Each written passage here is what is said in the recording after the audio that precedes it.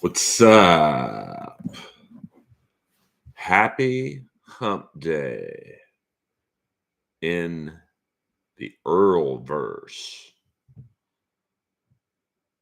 I'm just checking out the algorithm in the morning. As many of you know, with my sleep schedule, the morning is not a advantageous time for moi. But I do this for the fans. Plus, nobody else is streaming right now. So we're just checking it out.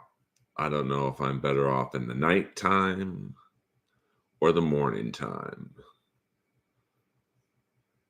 YouTube has yet to let me know. But I'm doing my best. I do it for the fans, for the love of the game. And I hope that you guys enjoy the journey. Let me straighten this out here. There we go. I had to get up very early this morning to replace my car battery. In Los Angeles, you are naked without your car. So it's good to have that headache solved.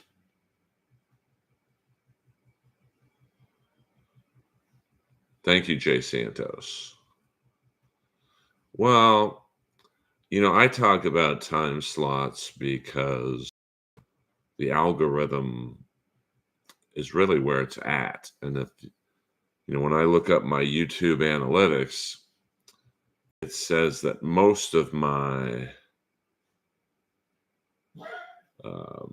fans or subscribers, that's Lois, are on between like 12 and 6.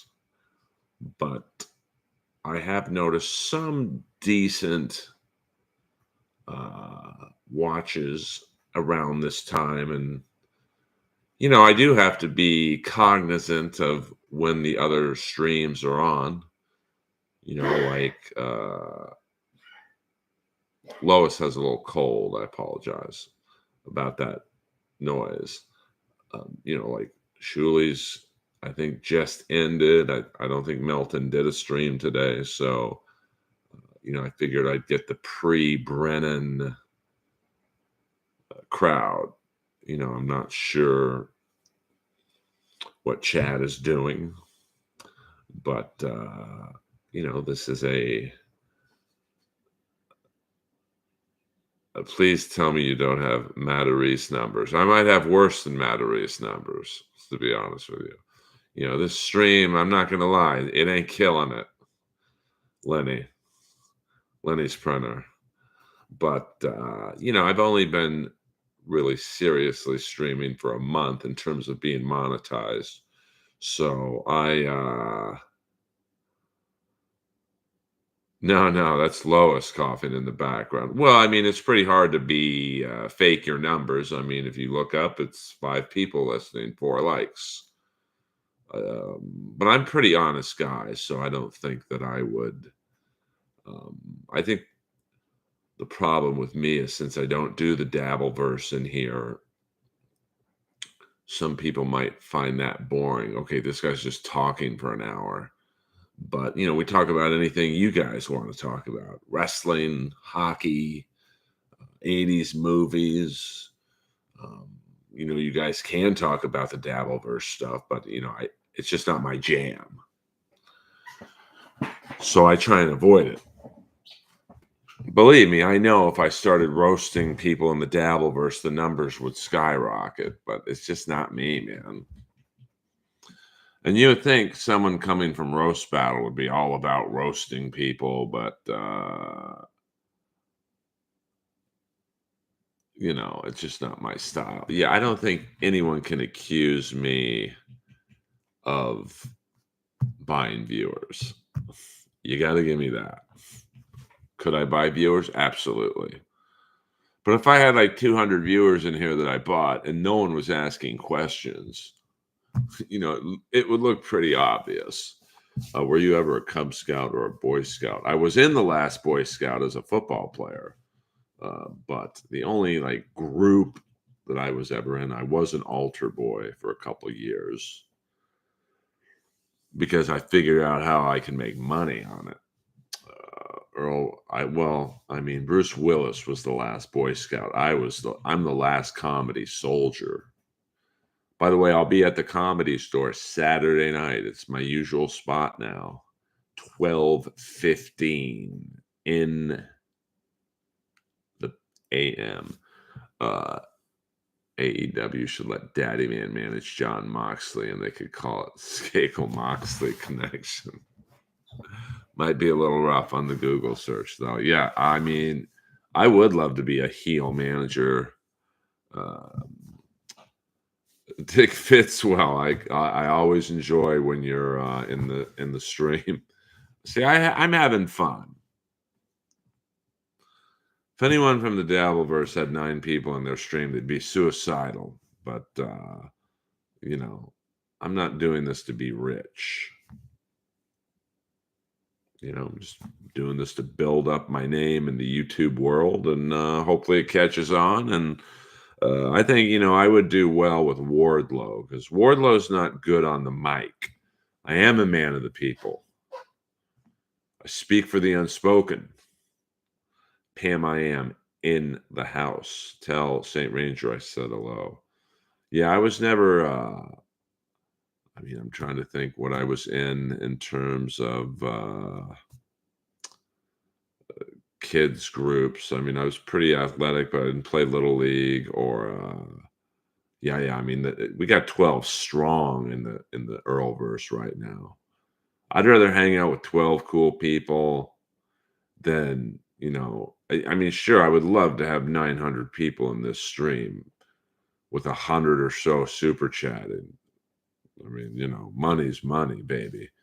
But you guys know my stance on that. I don't panhandle.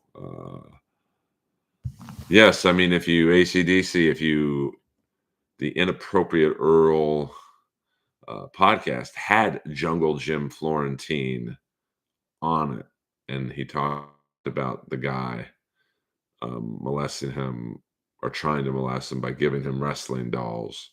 I mean, there's a lot of freaks in the memorabilia world. Um, Earl, did you ever frequent the creepy Eddie Nash nightclub, the Odyssey? I know, but I walked by it almost every day.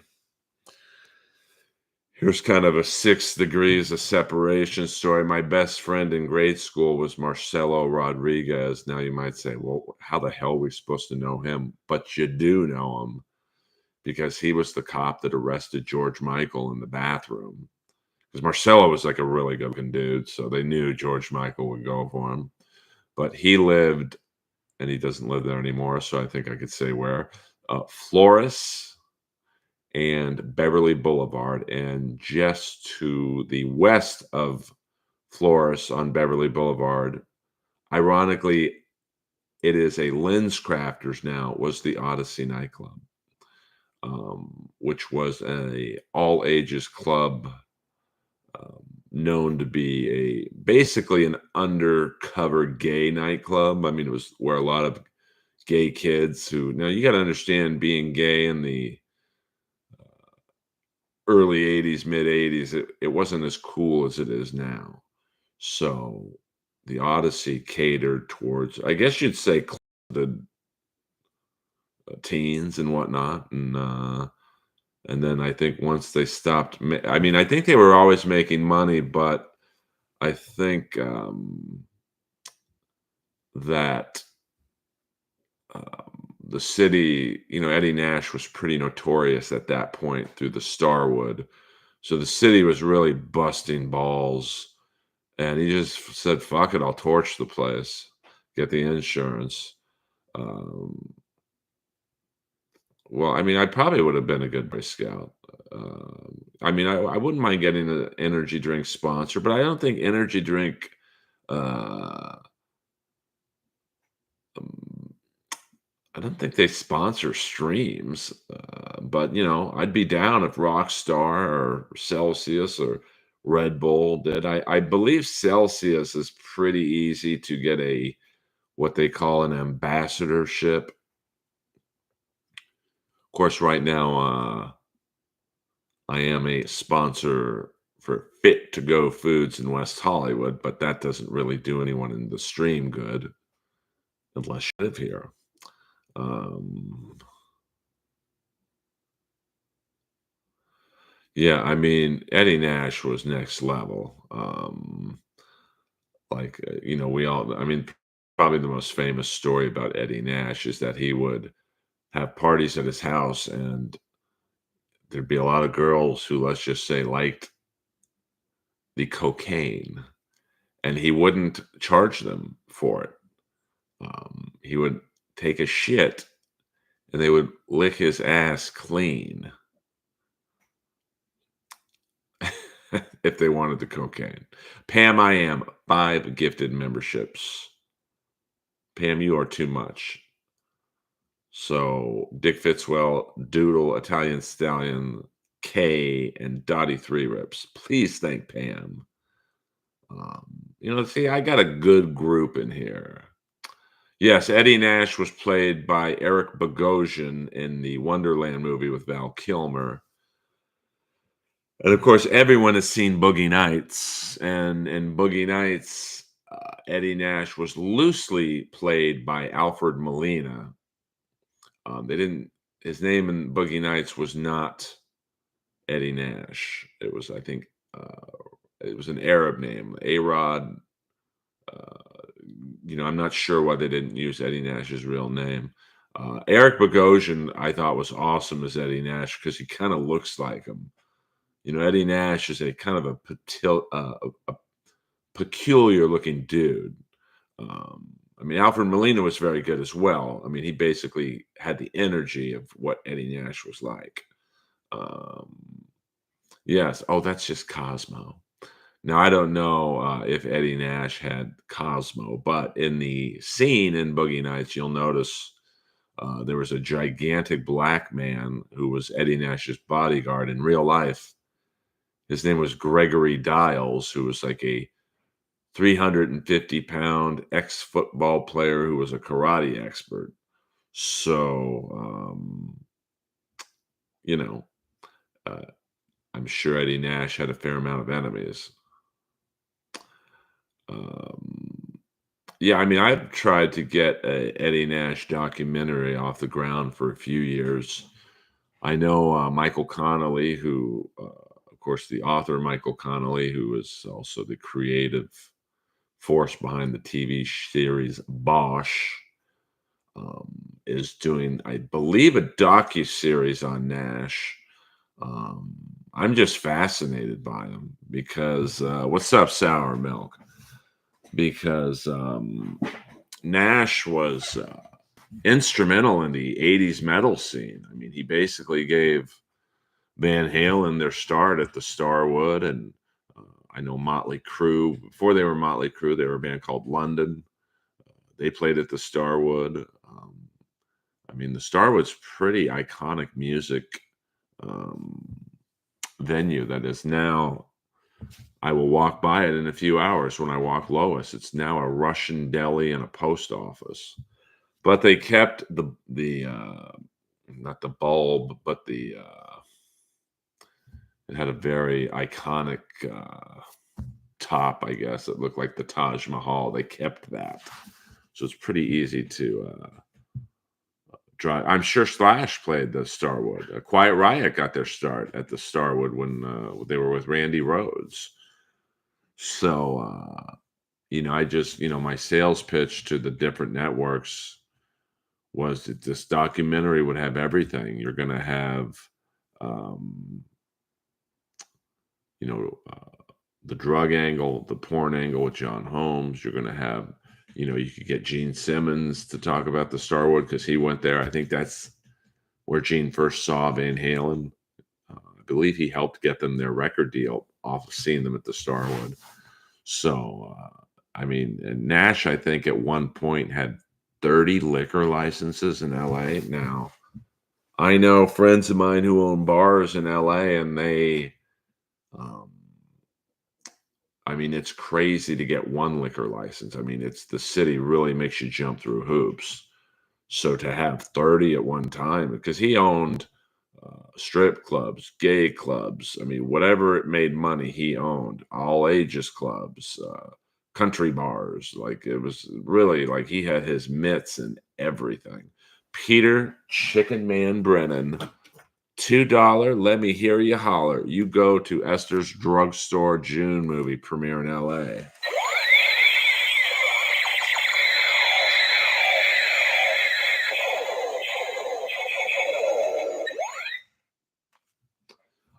No, I did not. I was not invited. And I'm friends with Esther. So, you know, but we're not terribly close, to be honest. But I don't hate on her success. Yeah, I mean, they say Eddie Nash was the number one cocaine dealer on the West Coast. And, you know, like he owned the Seven Seas strip club. He owned the location where Jimmy Kimmel is currently filmed. Um, yes, Eddie Nash from Palestine. You know, no one really knows his true background. Um, you know, there's even rumors that he met with Sirhan Sirhan before he killed RFK Sr. Of course, RFK Jr.'s comedy shows tonight, and of course, I'm not on it. So if you can't super chat, good evening, good morning, Luna Shtick. If you can't super chat, that's fine. If you can't gift memberships, that's fine. Go on Twitter and Instagram and at Robert Kennedy Jr. and say, why isn't Earl your cousin on your show? That's free. It takes about 10 seconds to type that out. I must enlist people in the Earl army. I don't even want to be on the show. I'm just mad I'm not on it. Where'd he get all the yay? Well, everyone pretty much got it from the Colombians. Did I ever run into Janie Lane? I did, actually, Sean. I ran into him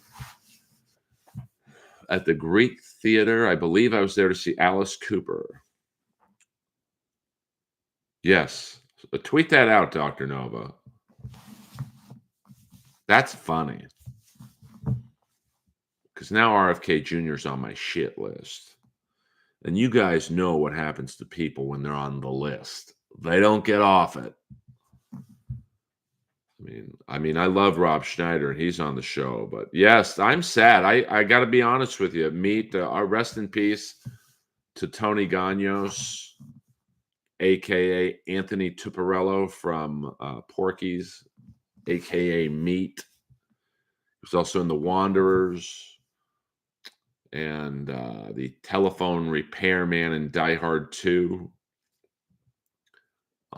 It sucks that, you know, I'm 55, so I'm of the age of where when people were acting in movies in the 80s, they're dying. Like also 2 days ago, if you're a fan of the movie Slapshot, Dr. Hook McCracken, Paul D'Amato died.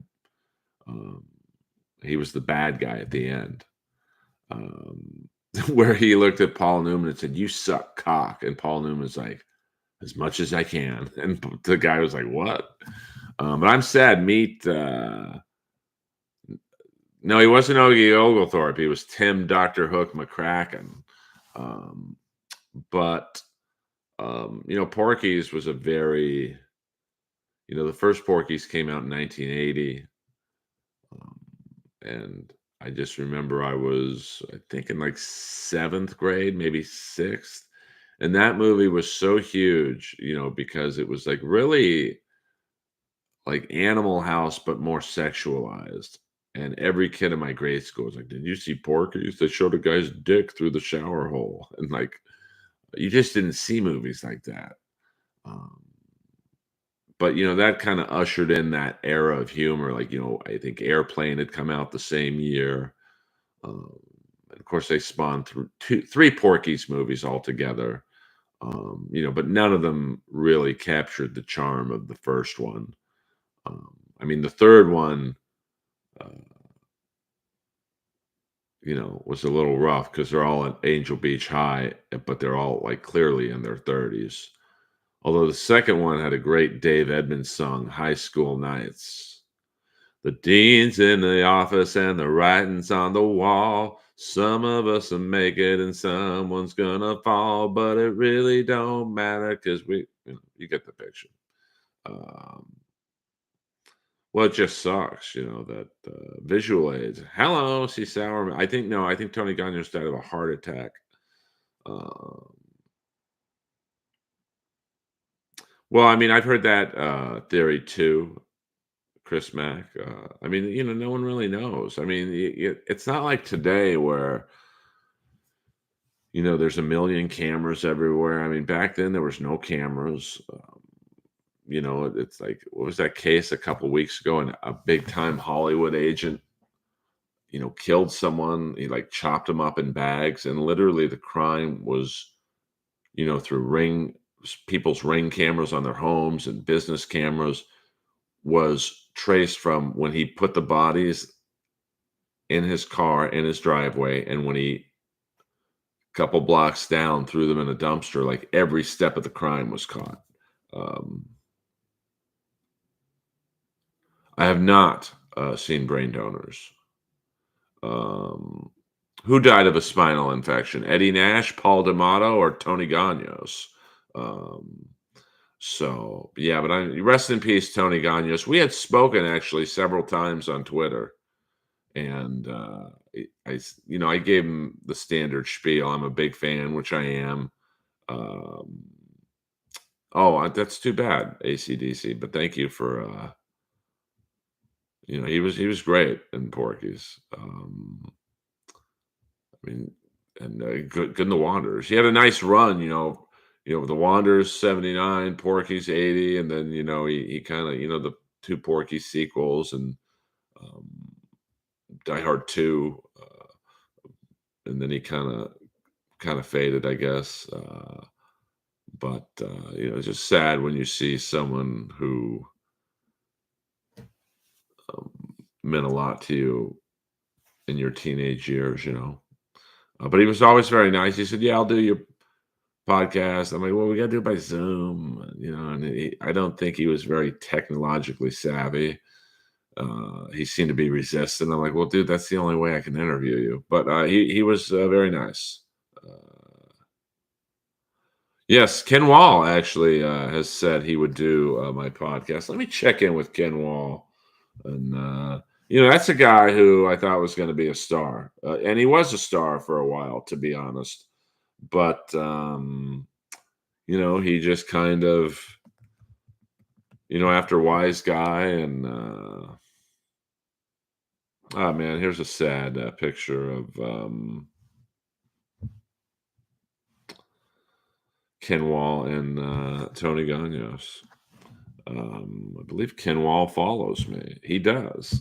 Um, Let me send Ken Wall a message right now.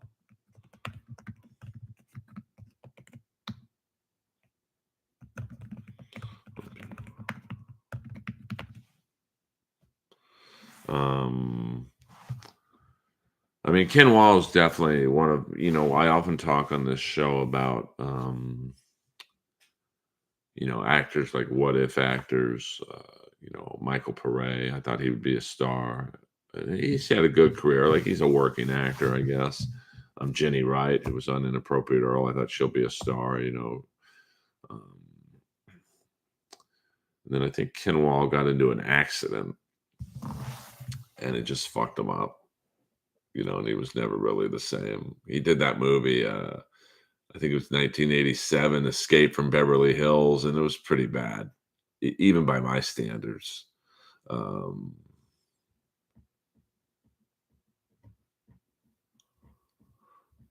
Yeah, I mean, Eddie Nash probably died of many things, but, Ken Wall would be a good interview, though. I might, I'm gonna, while it's in my head, loved,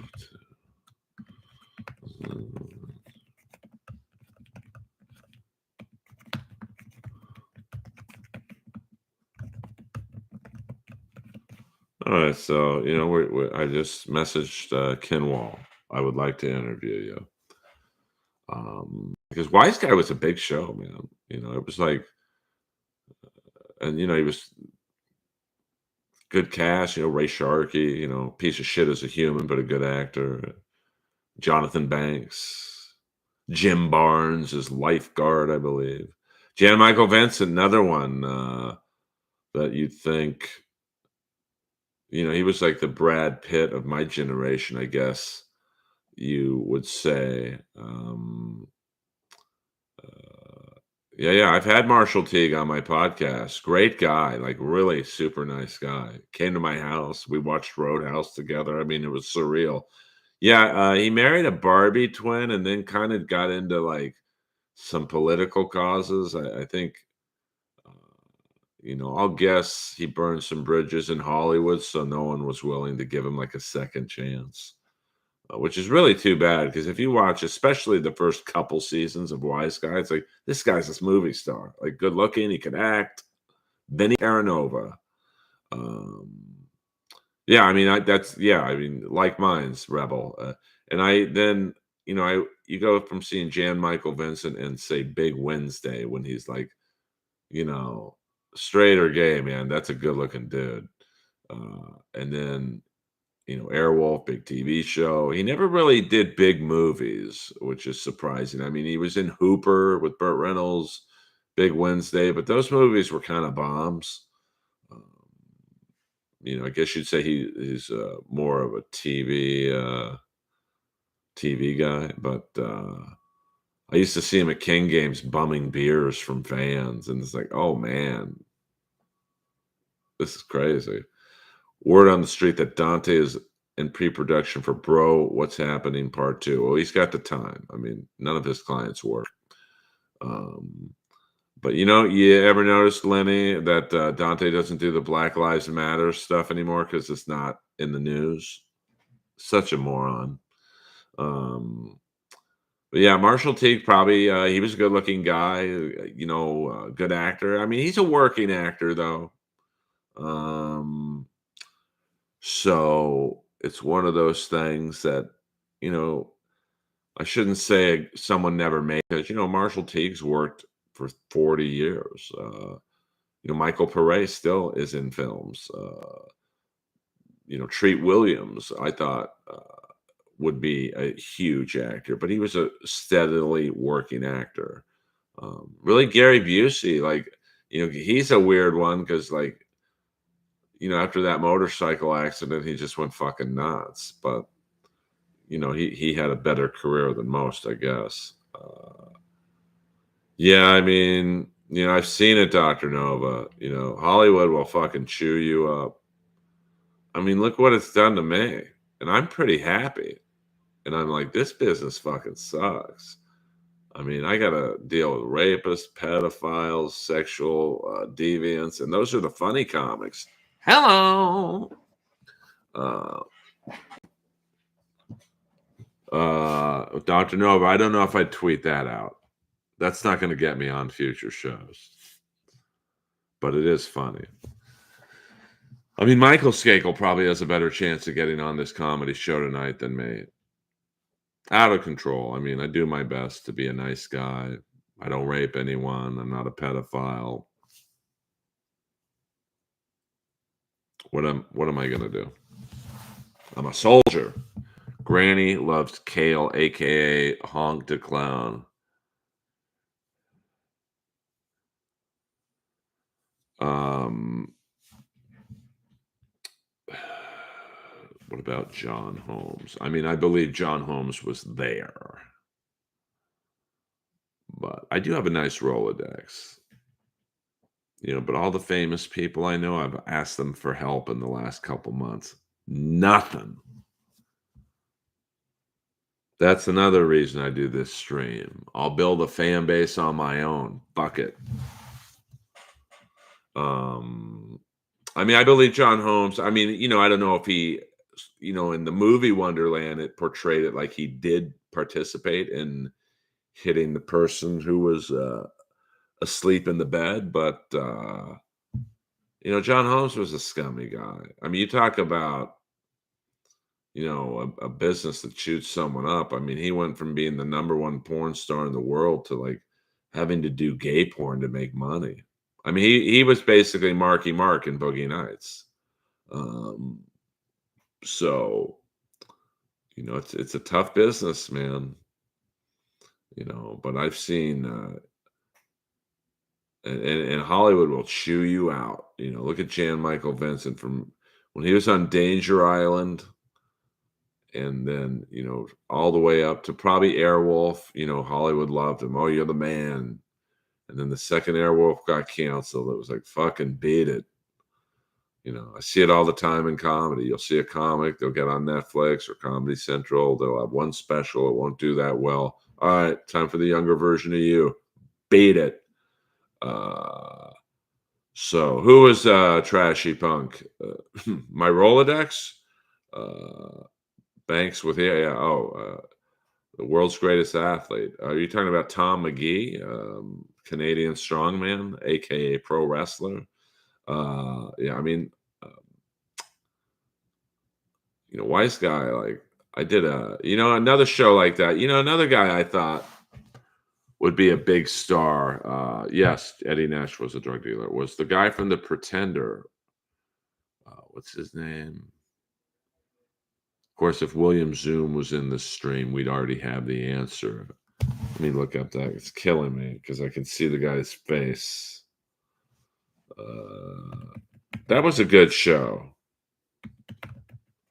And I like the premise.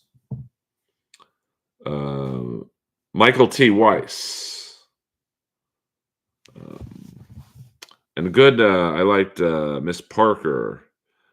She was a good bad guy. And of course, John Grease, Laszlo from Real Genius. Um, that's a guy who, after The Pretender was off the air, just I think I saw him in a couple episodes of I know Blue Bloods, and just it's weird how you can look at my buddy Michael Talbot from Miami Vice. This guy was in every episode of Miami Vice, arguably the number one TV show of the '80s. I guess you could say the Cosby Show in Miami Vice, and the guy couldn't get acting work after the show. The only acting work that Michael Talbot got after Miami Vice was in Brian Dennehy movies, because Brian Dennehy was his best friend. And now I think he lives on a farm in Idaho. So, yeah, he didn't do, I think he did an episode or two of Nash Bridges, but if you take that off the charts, I mean, there's another guy, good looking black dude, good actor.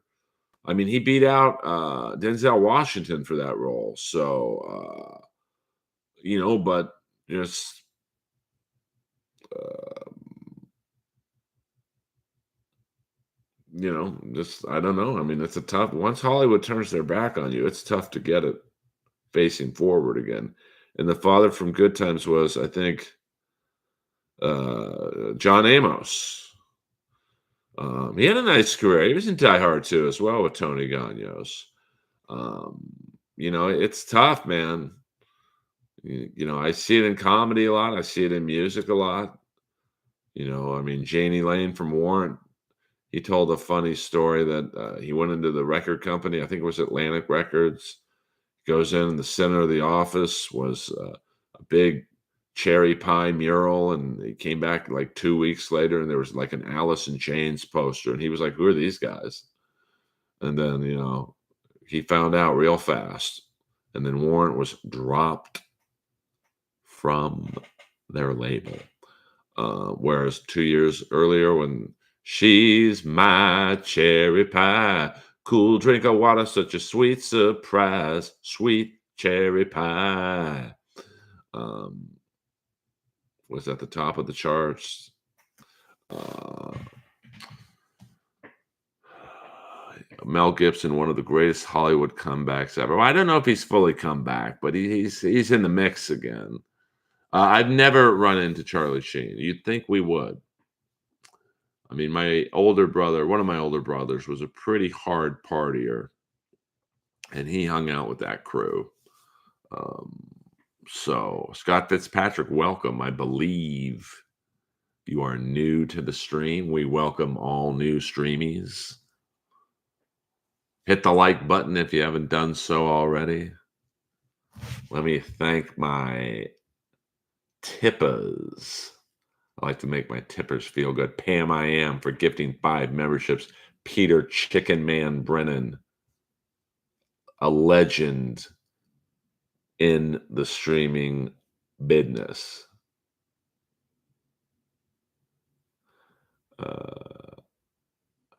Speaking of black fellers and name dropping, my sibling used to sell Wesley Snipes weed at alarming levels. Well, maybe that's why he didn't pay his taxes. Uh, I've not seen that, Dr. Nova. I mean, look at Wesley Snipes. He's a great example of look at, from say Major League to Passenger 57 to Drop Zone, and then a couple, I think Demolition Man, and then a couple bombs in a row, and it's like fucking beat it, buddy. Although I did like that TV show he was in with my friend Dustin Navarro on NBC. Um, it was it wasn't called The Apprentice, but he was like a problem solver, and my friend Dustin was the computer guy. Um, yeah, but Mel's come back a little bit, but he'll never reach the heights of Mad Max and Lethal Weapon. It's hard to make a movie these days without the help of Jews, and I don't think Mel did himself any favors. They really don't like to pay their taxes. Well, I think they make so much money at one point, they just think it's never going to run out. And, okay, they just, you live in the high life, and then, the roof falls out from under you or from over you. And you just, the IRS, they're never going to come after me. And then, that's why some of these actors makes the shittiest movies, like straight to video, because they need the money for taxes. Cross-dressing with Patrick Swayze. Yeah, Tu Wong Fu. That was a good movie, but well,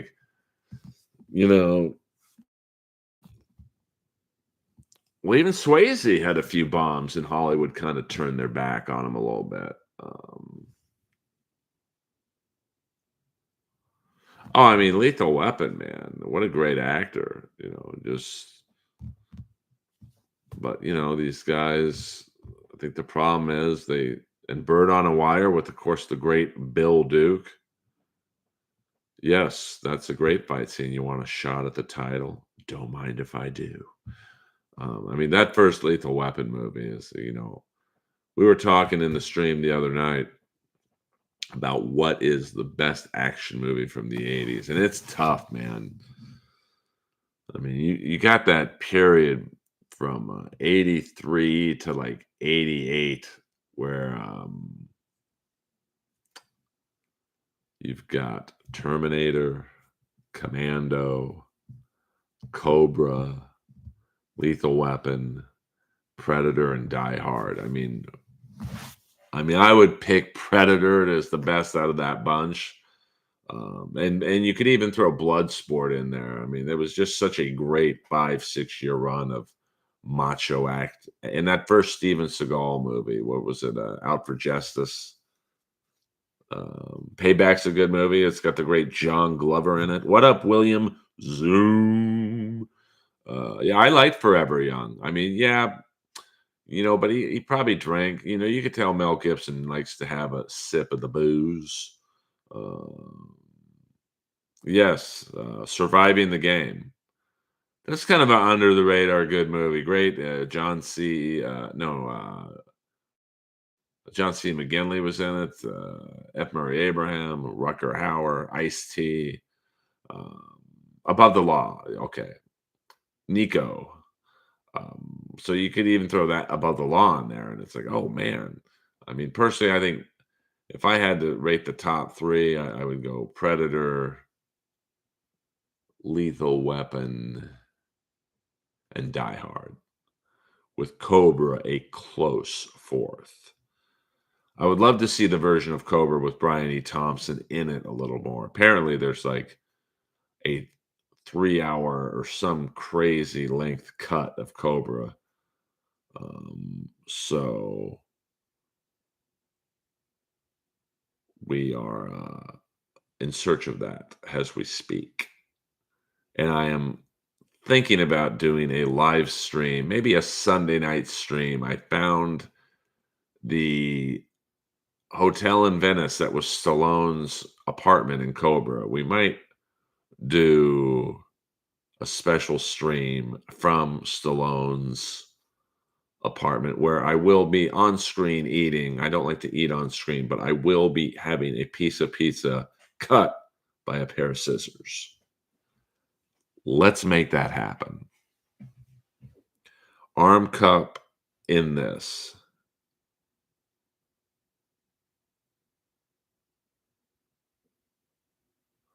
I don't believe that. Arm cook.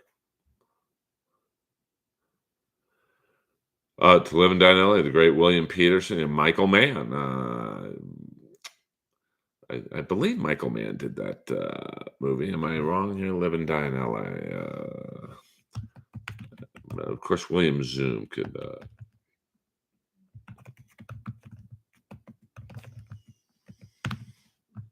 Oh, freaking! All right, my bad, my bad. Well, one Hollywood legend holds that Michael Mann sued William Friedkin for plagiarism over this film. A good kind of double feature is to go see what was that movie Michael Mann did? It was like a prequel to Heat.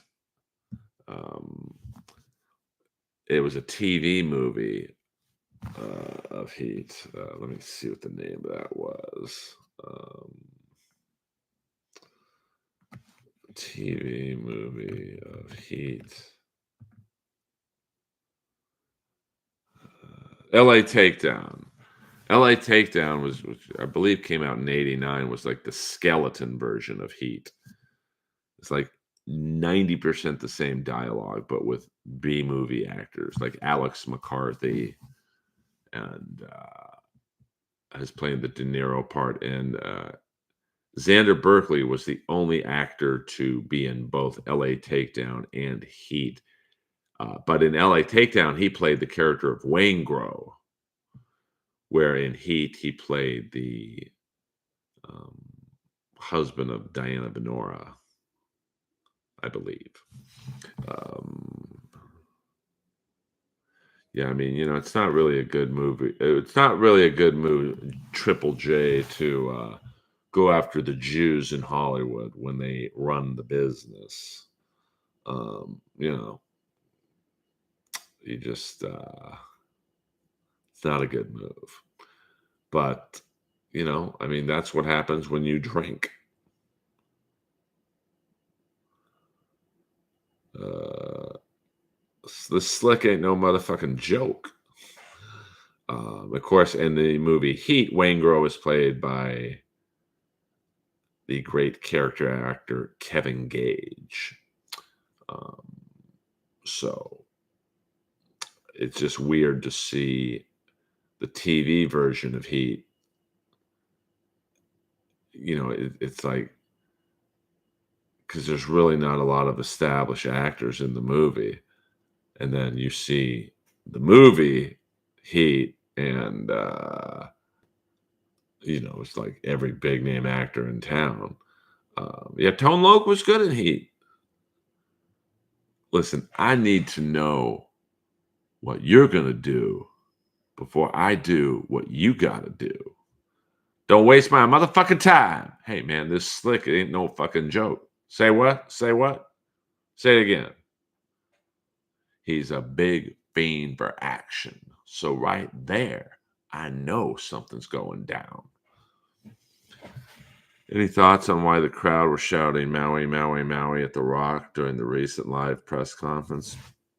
Oh, I mean, I don't know. I mean, I'm more of an AEW man, arm cock. Kenny Omega, the Bucks, Sting, Big Bill, Ricky Starks, John Moxley. Yeah, I mean, Kevin Gage is like, he was also in the great, you want an undercover good Rob Schneider movie? It's Big Stan.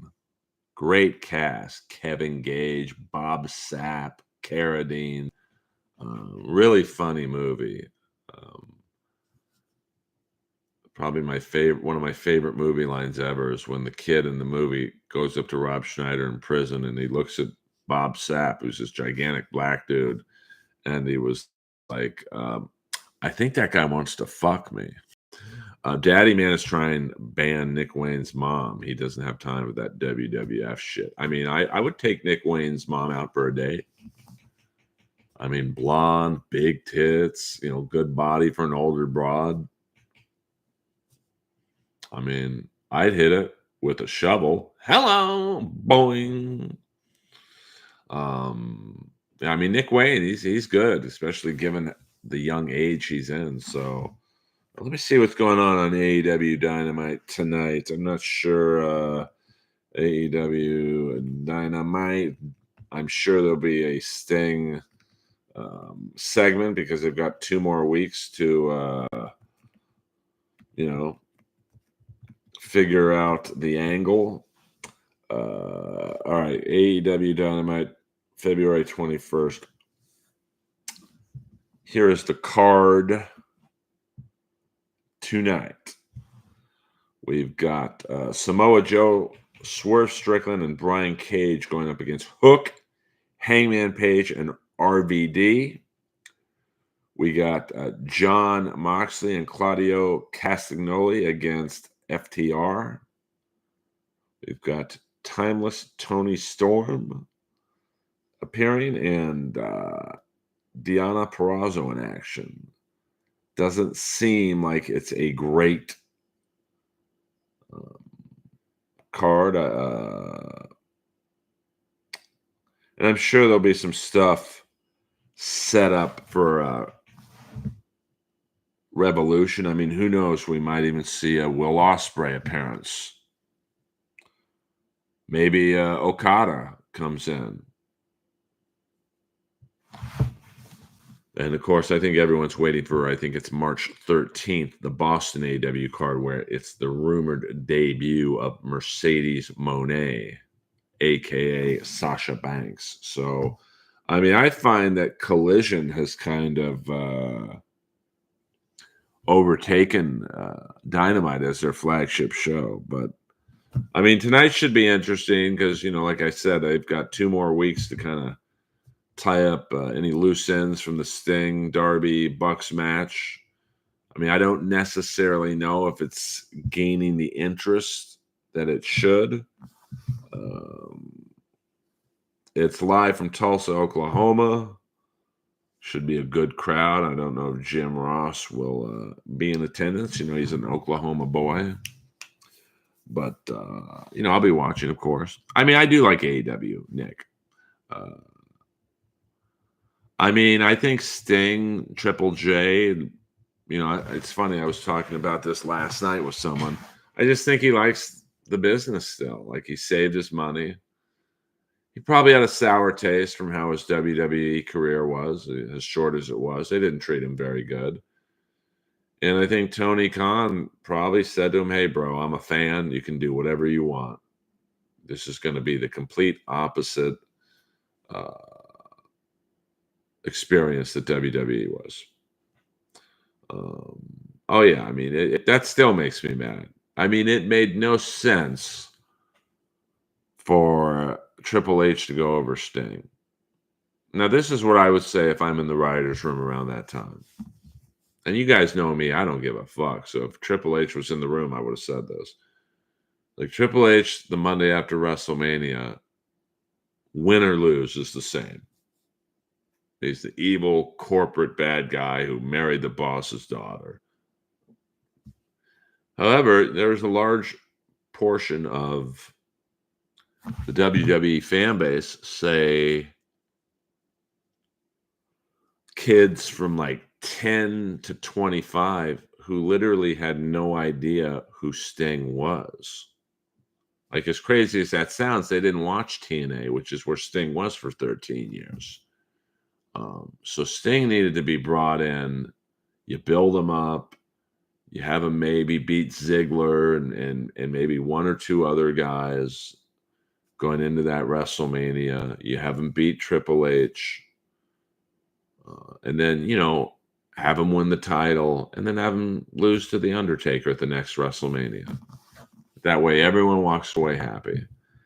Because I think that's probably the number one match of the last 20 years that never happened was Sting and The Undertaker. Just the entrances. It would have been a great match. They respect each other. But I don't think Sting should have fought Triple H in the first place. I mean, I think you needed to build Sting up. Because how he lost, I guarantee you the next day, very few people bought his merchandise.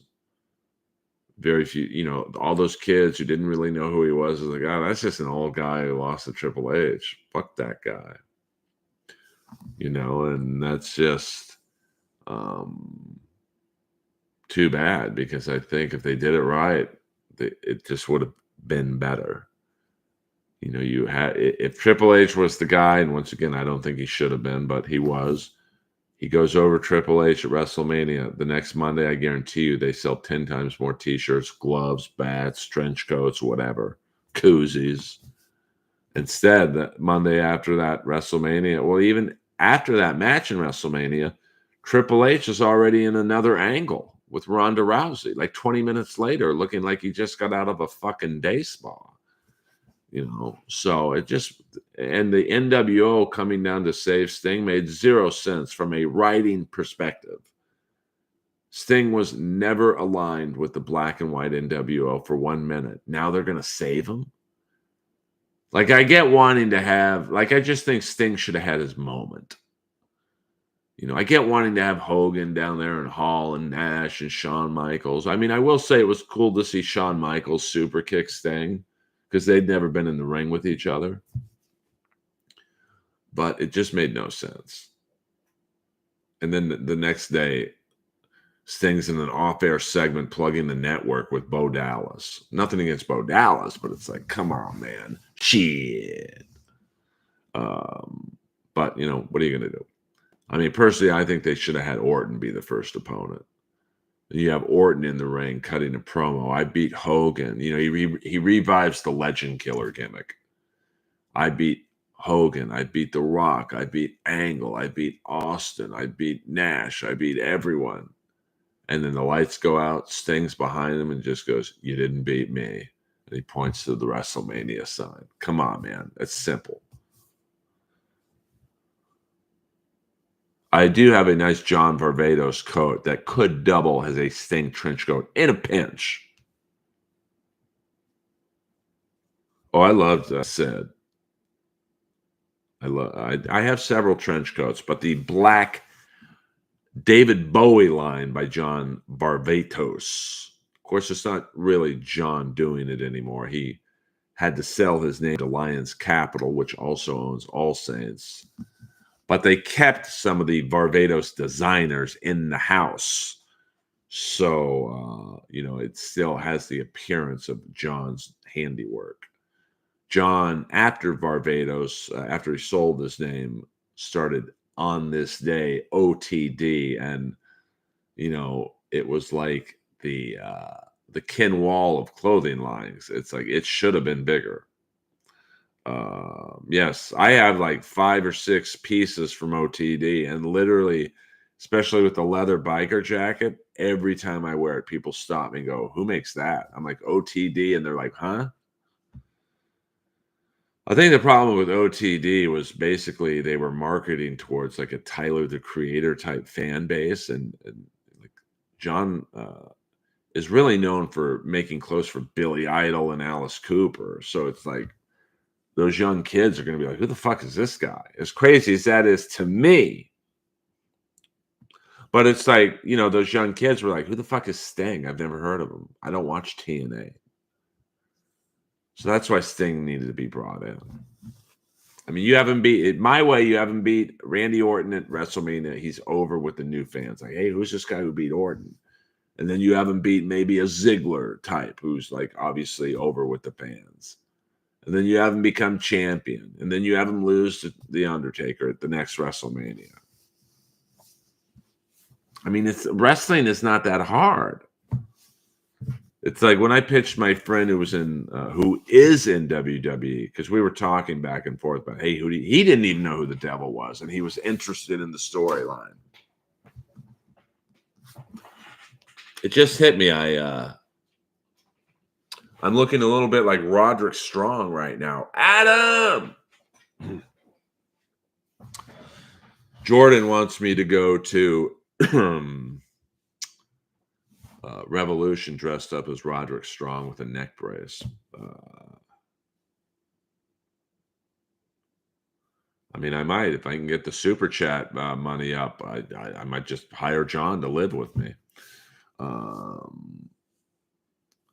So I'm glad you knew that, Sour Milk. We may have a fellow fashionista in the room, but I don't think OTD. It was geared towards mid-20 kids, and I just don't. Like if you've ever seen what Tyler the Creator wears, it was like that kind of stuff, and the majority of the line was. And it just it didn't work. I mean, they had a huge space on Sunset, and just like, I mean, the 4 months I walked by it, I kid you not, I saw in the 4 months combined under 5 customers in there. And a lot of my friends work there, and they're like, dude, we don't do anything.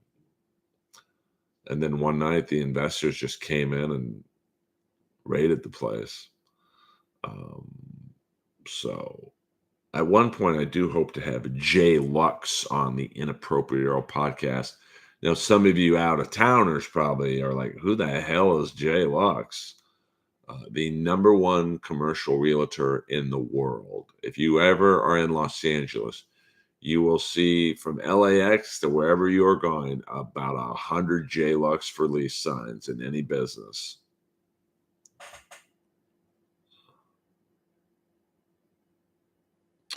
Well, I think he was drunk, and yeah, I'm sure. I don't know what Tony or Red Band.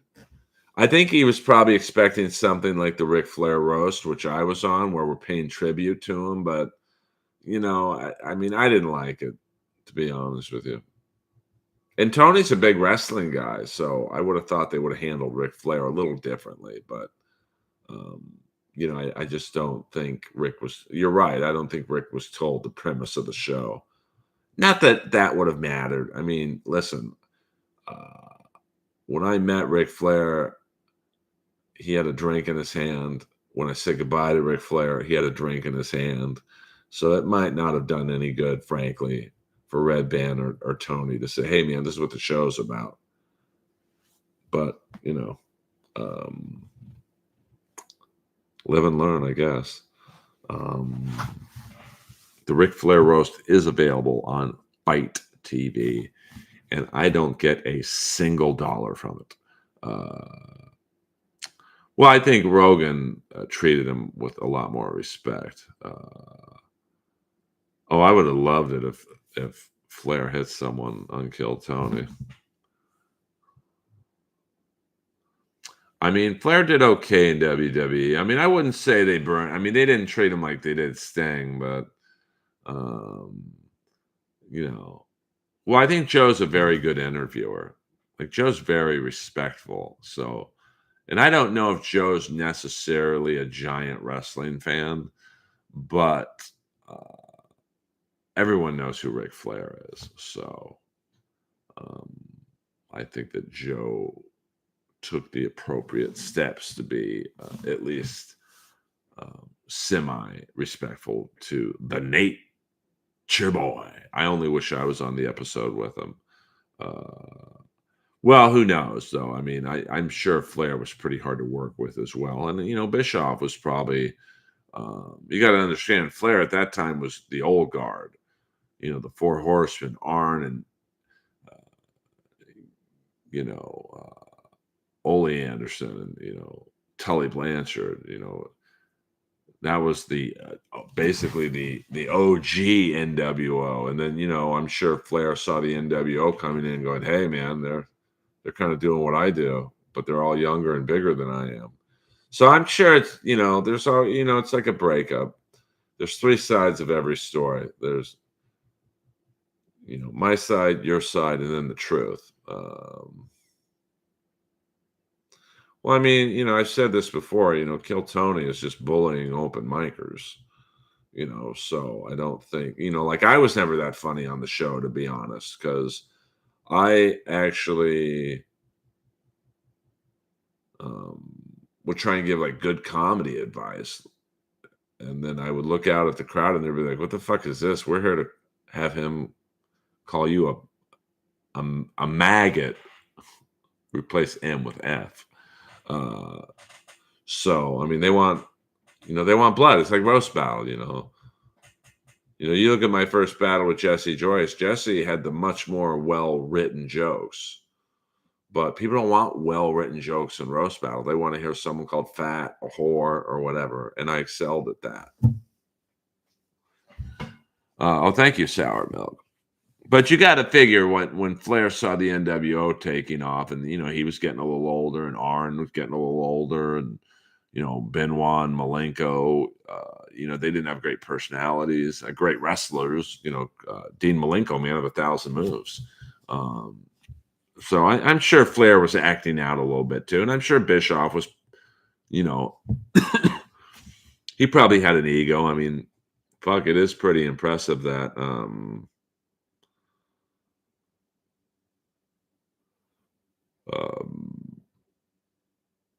he beat the WWE for 83 weeks. So, I think probably both. I don't know what their relationship is now, but I mean, it's not that bad. I mean, Bischoff was on Flair's roast. Hell, I had to write for Bischoff. Great guy. He was an awesome dude. I mean, that weekend was I'm still high as a kite from that weekend, getting to meet Flair and, the Von Erich kids, and, Vicky Guerrero, who I have a crush on, and Magnum TA, Jay Lethal, and getting to meet fellow comics Shuley and John Moses and Dan St. Germain, who I'd known a little bit, Cassio, the Madman Cassio, Bully Ray was awesome.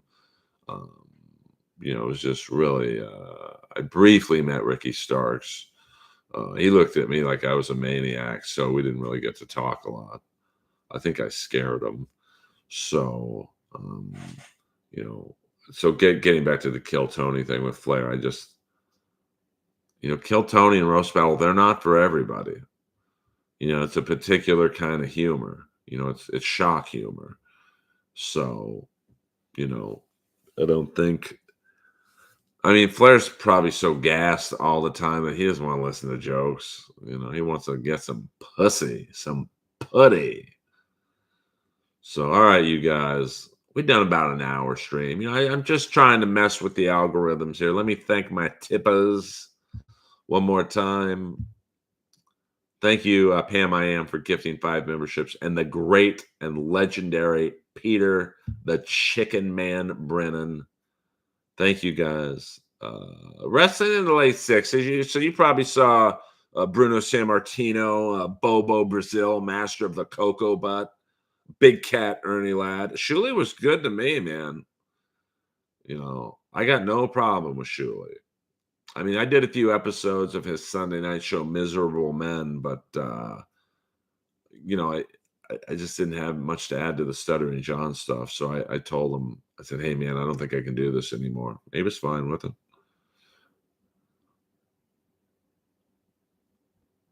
Yeah, I mean, I'm sure the Von Erich kids feel a lot of pressure. Um, and Kevin's probably just loving living in Hawaii and probably doesn't want a lot to do with the wrestling business. But it was kind of cool to see him in AEW a couple weeks ago. Um, Vince shitted on a lot of NWA wrestlers. Yeah, I mean, I'm sad that Nikita Koloff never got to go to WWE, WWF at the time. I mean, can you imagine Hulk Hogan and Nikita Koloff? Those would have been awesome. Do you guys do your house chores? Thank you, Triple J. And remember, uh, there are other ways to help a comic other than financial. So tweet or Instagram at Robert Kennedy Jr. and say, why isn't Earl on tonight's show? It's free. And I'd rather get that than a super chat. I have to enlist the Earl army. Mama, mama, mama, mama, mama. I mean, I'm getting so many ads from Republicans in the AOL, like Steve Scalise. I think I've gotten about 7,500 emails from that motherfucker. So I'm not voting out of protest. You think, why don't you vote for your cousin? Well, he didn't put me on his comedy show, so fuck him. I love you guys. We'll probably do another stream tomorrow. Oh, wait a minute. Wait a minute. Pam, I am. Thank you for the show. What? Hold on. I got to do this right. Pam, I am. $10. Thank you for the show. I love hearing your stories. Tip from Saint Ranger, too.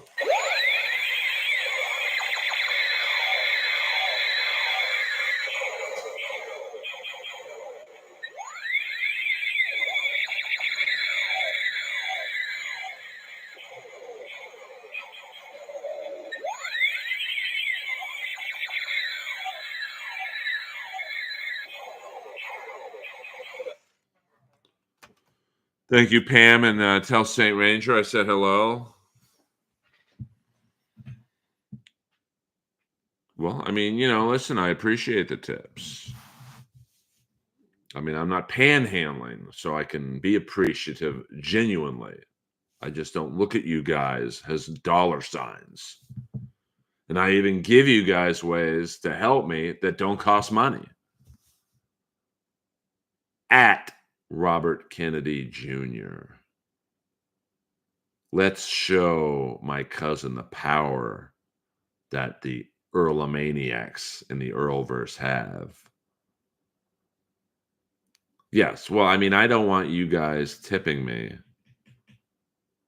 Like William Zoom said, I'm a bartender. If you don't like the service, then don't tip.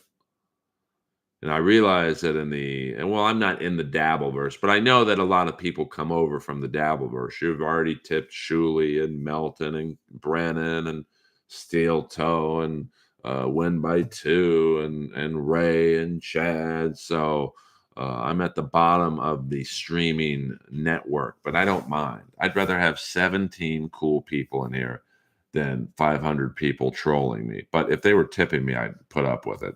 Pew! Did you plan on going this early? I know you said I did not. I just, I had to get my car battery replaced, and I've been naked without a car for like 4 days. Which in Los Angeles, you got to have a car. You're literally pew pew pew pew pew pew pew. You're naked without a car in Los Angeles. So now I'm back, and I had an adrenaline rush. So I thought I'd do a stream early. I mean, I'm not killing it, to be honest with you, on these morning streams, but I figure if I could find the sweet spot between when Melton and Shuley end and Kevin starts, there's a window there for people who like need a break from the Dabbleverse bullshit, and they'll listen to me. So I appreciate you guys. It's my goal to do 31 straight days of streaming. I think that will show me the way, and I'm going to do it all different hours. Tomorrow, probably going to do Mid-morning stream. Friday, probably an evening stream. Saturday, probably an afternoonish stream. I do have a spot at the Comedy Store. I would do a stream right before I go on stage, but I couldn't be able to read anything because my phone's. I mean, I have a big phone, but I can't read phone streams. And then, the flagship show, of course, Sunday nights in the Earlverse. So this has been Earl Skakel. Let me thank the tippers one more time because I do appreciate you guys. Pam I Am gifted 5 memberships. Peter Chicken Man Brennan and Pam I Am. I appreciate the generosity. Now get to tweeting at Robert Kennedy Jr. He's about to find there are consequences